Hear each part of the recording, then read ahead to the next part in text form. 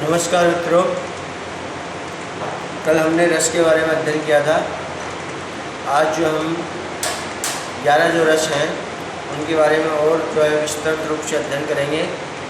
सबसे पहले जो है मैं श्रृंगार रस को लेता हूँ। मैंने आपको कल जो क्लास हुई थी उस कल क्लास में मैंने बताया था आपको कि आचार्यों ने जो है 9 रस माने हैं। इन कुछ आचार्यों ने वत्सल और भक्ति को भी रस की श्रेणी में माना है। तो सबसे पहले हम जो है श्रृंगार रस का जो है अध्ययन करेंगे। श्रृंगार रस का विषय प्रेम होता है। श्रृंगार रस का विषय प्रेम होता है। इस श्रृंगार रस का जो विषय है इसका विषय प्रेम होता है। पुरुष के प्रति स्त्री के हृदय में या स्त्री के प्रति पुरुष के हृदय में जो प्रेम जागृत होता है उसी की व्यंजना श्रृंगार काव्य में होती है। यानी क्या हुआ कि स्त्री के हृदय में पुरुष के लिए जो प्रेम जागृत होता है और पुरुष के हृदय में स्त्री के प्रति जो प्रेम जागृत होता है और उस प्रेम की जो व्यंजना है वो काव्य में होती है। वहाँ पर श्रृंगार रस होता है। उसी की व्यंजना श्रृंगार काव्य होती है। जैसे सीता और राम का प्रेम या गोपियों और कृष्ण का प्रेम, ये जो है वो क्या है, श्रृंगार है। यानी सीता के मन में राम के प्रति प्रेम के भाव जागृत होना और राम के मन में सीता के प्रति प्रेम भाव जागृत होना और उसको हम काव्य में जो है व्यंजित करें या उसकी व्यंजना करें, वहाँ पे श्रृंगार रस होता है। तो श्री कृष्ण और गोपियों का भी जो है यही है। और श्रृंगार रस के जो है 2 भेद होते हैं। श्रृंगार रस के 2 भेद होते हैं।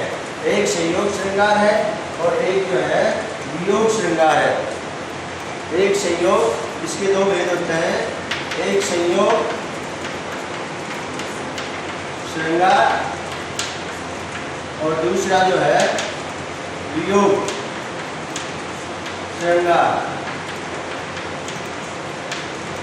श्रृंगार रस के ये 2 भेद होते हैं। जब प्रेमी और प्रेम पात्र जुदा नहीं हो, यानी प्रेमी और प्रेम पात्र, प्रेमी और प्रेम पात्र अलग अलग नहीं हो, अलग अलग नहीं हो, यानी जुदा नहीं हो, वहाँ पर क्या है, संयोग श्रृंगार होता है।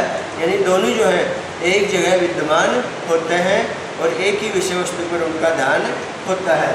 वियोग श्रृंगार जो है, वियोग श्रृंगार में प्रेमी और प्रेम पात्र जो है वो अलग अलग होते हैं, अलग अलग होते हैं, यानी एक दूसरे से दूर होते हैं। यानी प्रेमी जो है वो कहीं है और प्रेमिका जो है वो कहीं है, तो वहाँ जो है वियोग श्रृंगार होगा। जब प्रेम पात्र एक दूसरे से जुदा हो, यहाँ तो क्या था, जुदा नहीं हो, जुदा नहीं हो, और यहाँ क्या है, जुदा हो। यहाँ क्या है, वियोग श्रृंगार में जुदा हो। इसमें विरह व्याकुलता की व्यंजना होती है। दूसरा जो रस है वो हमारा हास्य रंग, हास्य रस।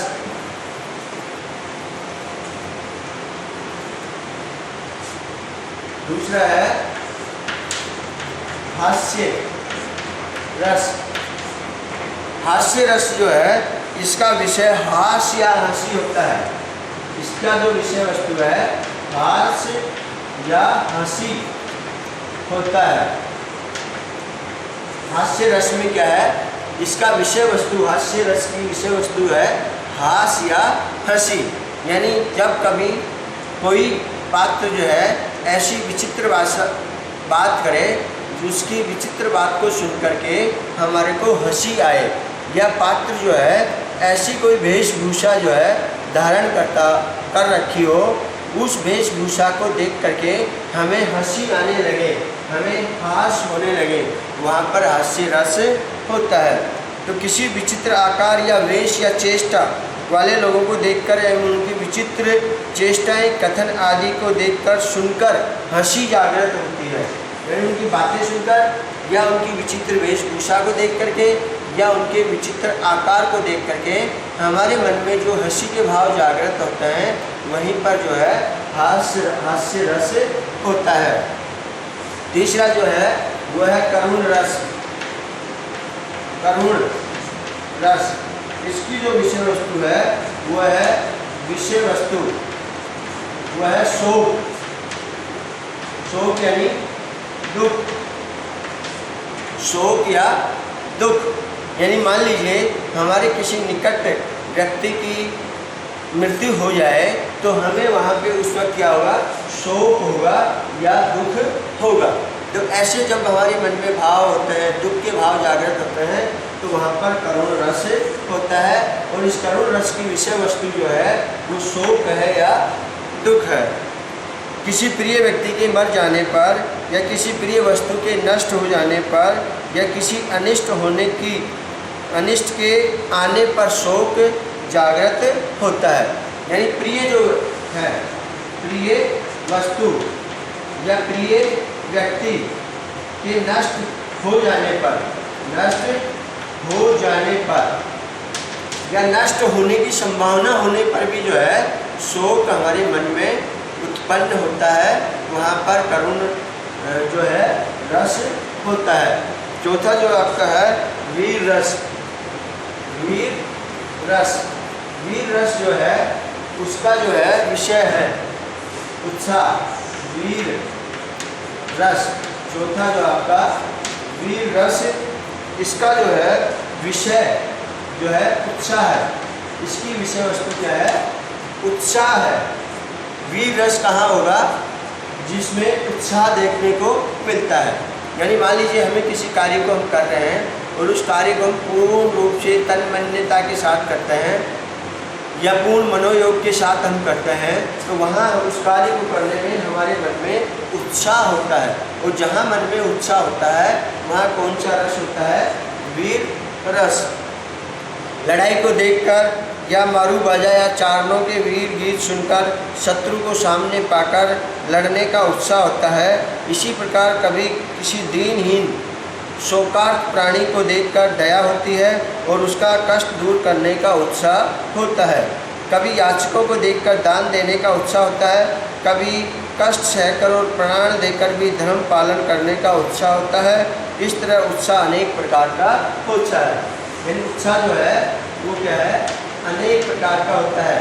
ये दया के ऊपर भी आधारित होती है, ये करुण के ऊपर भी आधारित होती है, ये जो है शत्रु के ऊपर भी आधारित होता है। शत्रु को देख करके लड़ाई के भाव मन में उत्पन्न होना या विरोधी को देख करके लड़ाई के भाव उत्पन्न होना। तो ये जो है ये सभी जो है उत्साह के विभिन्न जो है रूप है। कभी हम किसी का कष्ट देख करके जो है हमारे मन में दया के भाव उत्पन्न होते हैं, किसी का कष्ट देख करके दया के भाव उत्पन्न होते हैं और हम उसको कष्ट में जो व्यक्ति है उसका उत्साह के साथ हम उसका जो है भला करने की सोचते हैं। तो वहाँ पर जो है वीर रस होता है। वीर रस ज़्यादातर जो है लड़ाई के क्षेत्र में ही जो है या युद्ध क्षेत्र में देखने को ज़्यादा मिलता है। पांचवा जो आपका इसमें है वो है रौद्र रस। इस रौद्र रस का जो है विषय है क्रोध। रौद्र रस की जो विषय वस्तु है वो है क्रोध। यानी मनुष्य जो है प्रकृति के प्रत्येक जो प्राणी है उस प्रत्येक प्राणी को जो है क्रोध की उत्पत्ति होती है या क्रोध उत्पन्न होता है। प्रकृति के प्रत्येक प्राणी में क्रोध होता है। तो अपने अपकार करने वाला, यानी क्रोध कब आएगा, जब आपका कोई बुरा करे, जब आपका कोई अपकार करे, आपका कोई बुरा करने की सोचे या आपने ये मान लिया कि इसने मेरा बुरा किया है या इसने मुझे गाली दी है या इसने मुझे चाटा मारा है, तो उस स्थिति में व्यक्ति के मन में जो है क्रोध की उत्पत्ति होती है। और ये क्रोध जो है प्रकृति के प्रत्येक प्राणी में पाया जाता है। या शत्रु आदि को सामने देखकर क्रोध की जागृति होती है। यानी शत्रु अगर है, शत्रु को सामने देख करके भी हमारे मन में क्या उत्पन्न होता है, क्रोध के जो भाव हैं वो क्रोध के भाव उत्पन्न होते हैं। छठा जो आपका है, छठा जो रस है वो है भयानक रस। भयानक छठा जो है भयानक रस। इस भयानक रस की जो विषय वस्तु है वो है भय। भयानक रस की विषय वस्तु क्या है? भय, यानी मन में कोई भय व्याप्त होना। जैसे मान लीजिए हम जंगल में जा रहे हैं और हमारे सामने से जो है हमें शेर आता हुआ दिखाई दे, तो हमारा जो शरीर है वो पसीनों से लथपथ हो जाता है और मन में जो है एक भय व्याप्त हो जाता है कि ये हमें खाएगा। या मान लीजिए अंधेरी रात में जो है हम जा रहे हैं रास्ते में और रास्ते में हमें मान लीजिए कोई सर्प दिखाई देता है, तो हमारे मन में क्या है, उस सर्प को देख करके जो है भय उत्पन्न होता है। तो भय जो है भयानक रस की विषय वस्तु जो है वो भय है। सिंह इत्यादि भयंकर जीव, भयंकर प्राकृतिक दृश्य, बलवान शत्रु आदि को देखकर सुनकर भय जागृत होता है। अब ये जो 5 जो रस हैं इनका जो हम अध्ययन कल करेंगे। विवश, अद्भुत, शांत रस, वत्सल रस और भक्ति रस, इनके बारे में हम कल अध्ययन करेंगे। धन्यवाद मित्रों, थैंक यू।